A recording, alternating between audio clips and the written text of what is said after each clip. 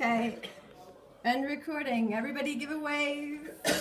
Yes, you're really excited about my speech, even though I feel like I'm gonna vomit. Thanks.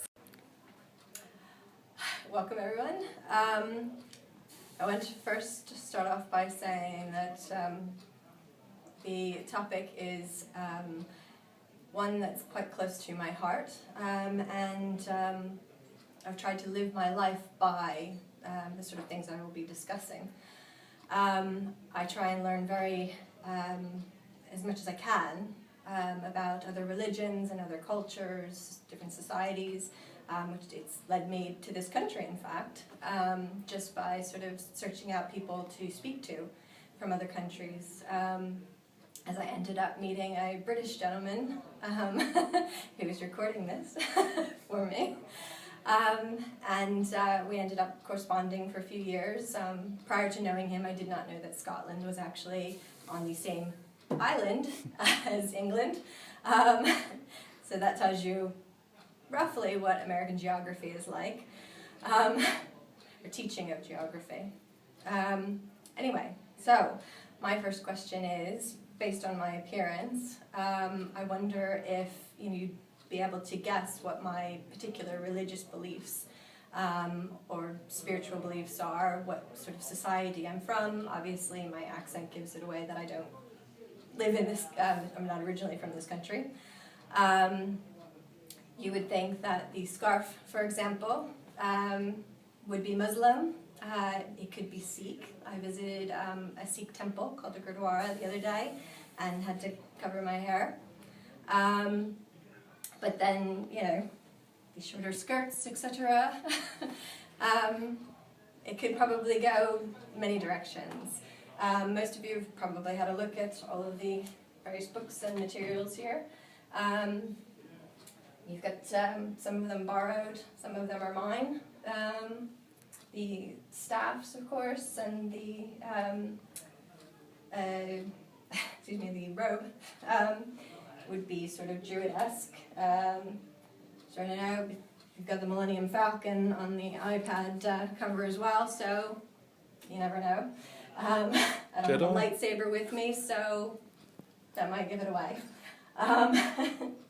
We've got a copy of Hiroshima by John Hershey, which is about the dropping of the bombs on Hiroshima and Nagasaki, and personal accounts of that. I've brought these Sneetches by Dr. Seuss, and I'll explain why in a minute. I've brought the Bible. My copy of the Quran is actually on my iPad. I've brought a little book of wisdom by the Dalai Lama, which I will read you a quote from later. It's a book by Elaine Aron on highly sensitive people. We've got Goddess Guidance Oracle cards, type of tarot, and pagan feasts. So, what am I? I don't follow a particular religion, actually. I don't believe in wearing scarves to cover my head, unless I do so out of respect. And I do, of course, when I've had to visit the Gurdwara the other day, when I did visit the Gurdwara the other day, I did so out of respect. I wore my scarf. And you remove your shoes when you do so as well. And you wash your hands quite a lot when you're going through there, which is great for somebody like me who's a bit of a germaphobe anyway. Anyway, let's see. What I wanted to say was that I find it very difficult at the moment. The world is sort of at odds with itself. There's fights going on left, right, and center. There's a lot of disruption with people thinking that the Muslims are to blame, for example. And truth be told, I think that the biggest problem with this is ignorance. People are not willing to actually find out about other cultures, religions, what their beliefs actually are, and are willing to accept the sort of synopsis of what it is or what other people think it is. And you have the media, which of course hypes everything. They make it worse than it actually potentially is. The Quran, for example. The Quran preaches peace, actually. It preaches to be kind to one another. As I understand it, I can't read the Quran in its original Arabic, but I would like to, and I'm thinking of actually learning Arabic to be able to. But it's my understanding that there's a translation in there that to kill one individual is like killing all of humanity. Equally, it also says to save an individual is like saving all of humanity. So, a peaceful religion, and every Muslim that I have ever met proves this every time. They all have their different interpretations of it. Many of them, Arabic is not their first language because of course they're born in Britain. But they are taught the Quran from a young age if their parents are Muslim, for example. And all of them that I've asked about their religion over the years have basically said the same sort of thing, that they find it offensive that fundamentalism is being done in the name of their religion. The same thing can be said, though, of many other religions and faiths all throughout history. The Bible is another one, of course. There's been lots of wars waged in the name of the Bible. There are many different Christian communities. I have many friends who are actually Jehovah's Witnesses, which is fairly unusual for somebody who is not a Jehovah's Witness, because they often get doors slammed in their face.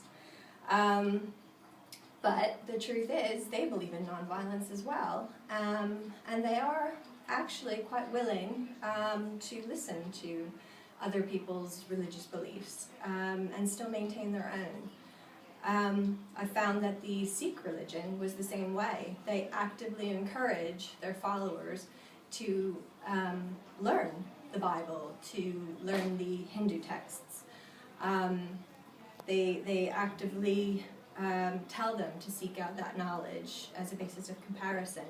And most of the people that I have spoken to of various beliefs agree with that, because they believe that if you believe something just because you're forced to, say by a parent or just by association with another person, that you're not a true believer of that faith. And so really, again, the majority of people, including in the survey. Hi, welcome back. We got cut off again. And I'm going to take my jacket off this time because I'm sweltering. Excuse me. Anyway, I've been told I need to probably wrap this up before the film runs out on that one as well. So, a few things I wanted to say. Sneetches. They wear stars, and apparently the ones with stars in the beginning are the best on beaches. The ones without are not. And a guy comes along and takes advantage of that and pays them to remove them, put them on, remove them, put them on, remove them, put them on. In the end of the story, they actually learn that no kind of sneetch is the best on the beach, effectively. We could learn a lot from this book. I found it very interesting, the star in particular, because, of course, during the Nazi regime, the Jews had to wear yellow badges and stars as well. So I don't know if Dr. Seuss was actually trying to say something with that. There's also another story in here about two stubborn Zaxes who meet and each refuses to budge. So they end up staying there for ages and ages, and things are built around them, etc. So learning about other things, accepting other things, being willing to be open-minded is important. I'm going to read you just a little bit of the very beginning of this book, Hiroshima, by John Hershey. At exactly 15 minutes past 8 in the morning, on August 6, 1945, Japanese time, at the moment when the atom bomb flashed above Hiroshima, Miss Toshiko Sasaki, I hope I've said that right, a clerk in the personnel department of the East Asia Tin Works, had just sat down at her place in the plant office. At the same moment, Dr. Forgive me with the pronunciation on a lot of these, Masakazu Fuji was settling down cross-legged to read the Osaka Asahi on the porch of his private hospital overhanging one of the 7 deltaic rivers which divide Hiroshima. Now, I'll surmise a bit for time purposes, but it goes on to account what each of these people were doing at the time the atom bomb was dropped on Hiroshima. Now, I don't know if, like me, you remember what you were doing when the Twin Towers were hit. I remember specifically, I was driving to my first day at a job in a vet hospital. I was on the highway when the news came on, and it was so shocking that it was actually very difficult to even believe. And then when I got to the hospital about 20 minutes later, other people had heard the news, some hadn't. We discussed it, we tried to confirm it. Everyone was glued to their televisions. And as news continued to come in and everyone learned more, it was apparent that there was an attack.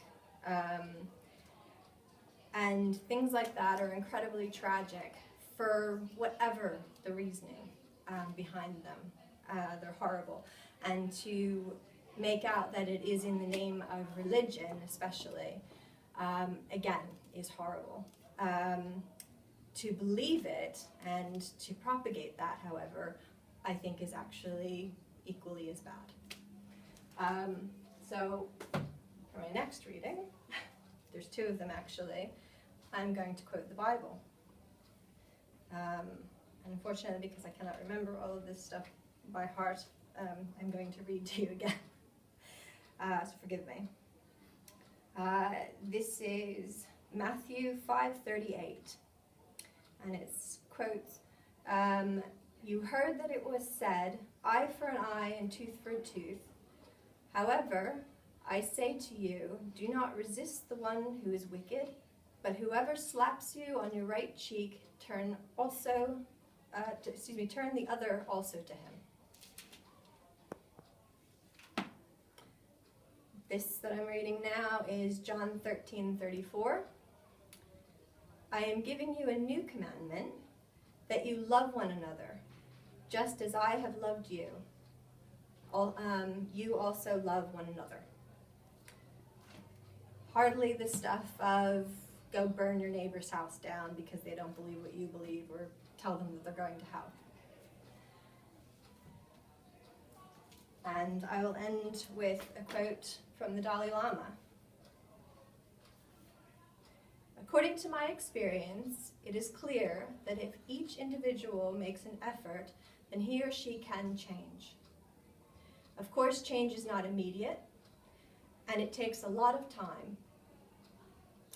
In order to change and deal with emotions, it is crucial to analyze which thoughts are useful, constructive, and of benefit to us.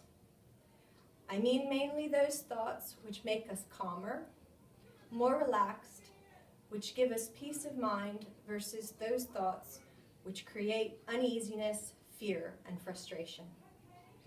It is my belief that the fear and frustration is being perpetuated for greed, for one thing, and other purposes. And I do not think that the world is as scary a place as it's being made out to be. But I encourage all of you to go out Learn about other religions. Ask people what they actually believe. Learn about other cultures and decide for yourselves instead of being told what to be afraid of. Go out and find out just how safe the world really is or is not. Decide for yourself. My opinion, it's actually not that bad of a world, really. We're just making it worse. Thank you for coming, everyone.